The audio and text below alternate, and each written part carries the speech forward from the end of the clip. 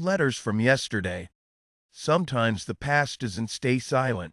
It lingers, hidden between the folds of time, waiting for someone brave enough to listen. When Emma Carter opened an old trunk in her grandmother's attic, she wasn't just uncovering letters.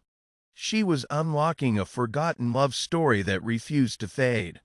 Through the yellowed pages of a man named James Whitmore, she would rediscover not only her grandmother's heart, but the timeless truth that love, true love, never really dies.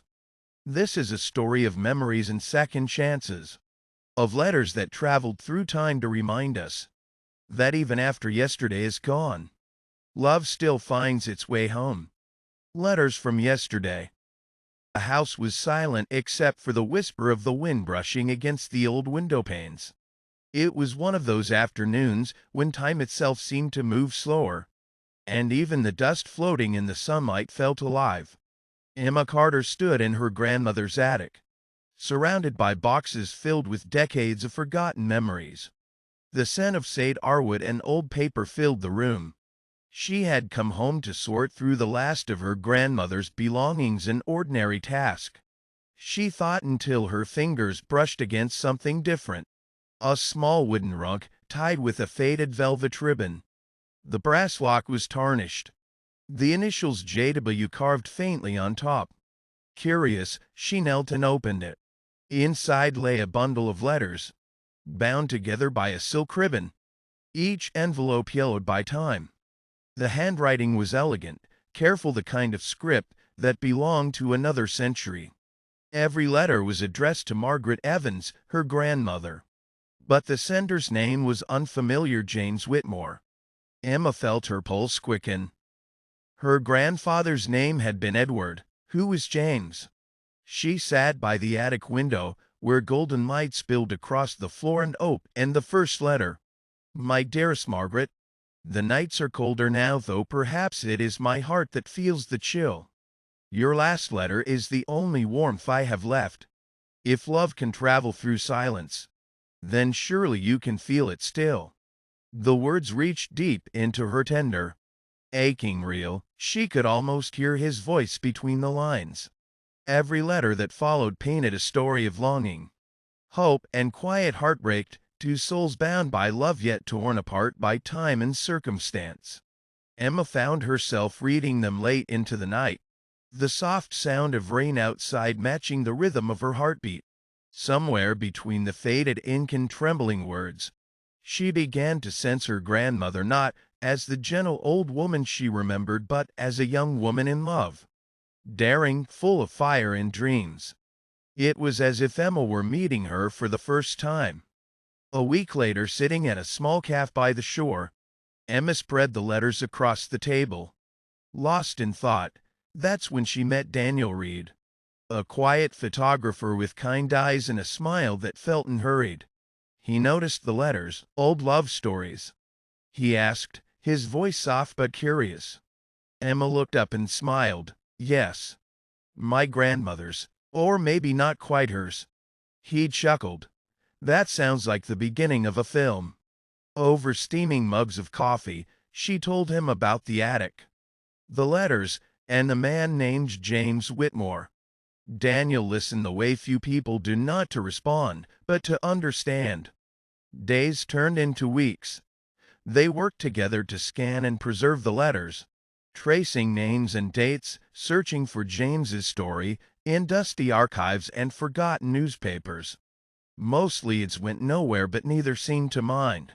Emma began to look forward to those quiet hours, the way Daniel adjusted his camera with care, the way he made her laugh when the search grew frustrating. Their friendship unfolded like one of the letters, slowly, beautifully, without rush. Months later, Emma turned the collection into a book called Echoes of Forever. She never imagined how deeply it would touch people. Strangers wrote to her, thanking her for reminding them that love doesn't vanish, it lingers, waiting to be remembered. And through it all, Daniel remained beside her. Sometimes just a smile, sometimes a hand at her back when she needed grounding. The line between friendship and love blurred quietly, like dawn softening into day. One golden evening, Emma Angel returned to the seaside house now restored, its windows open to the sound of waves. It was the anniversary of her grandmother's passing, and Emma had planned a small workshop for young writers. After the event, Daniel approached her with a small package wrapped in parchment. His expression was unreadable. "This came for you today," he said. "No name, no return address." Emma frowned, carefully unwrapping the package. Inside was a letter, fragile and yellowed, the handwriting unmistakably James's. Her hands trembled as she read aloud. "My dearest Margaret, if these words ever reach you, I hope you're smiling. Know that I have no regrets, only gratitude for loving you, for being loved by you. If love has a soul, it never dies.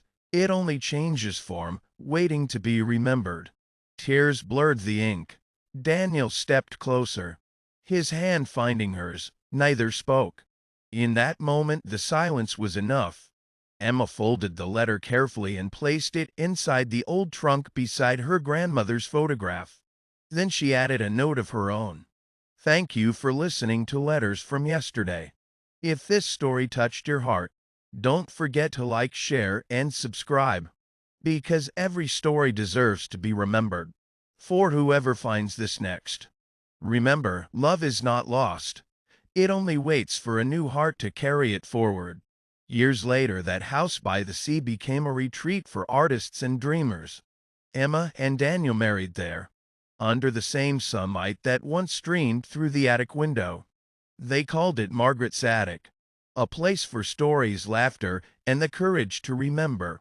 And sometimes, when the ocean breeze passed through the halls, Emma could almost hear it, faint laughter, a whisper of two voices that once filled those same walls with longing and love. She would smile softly and whisper back, "I found your story, and it found me." Because in the end, love, real love, doesn't fade. It travels through letters, through hearts, through generations.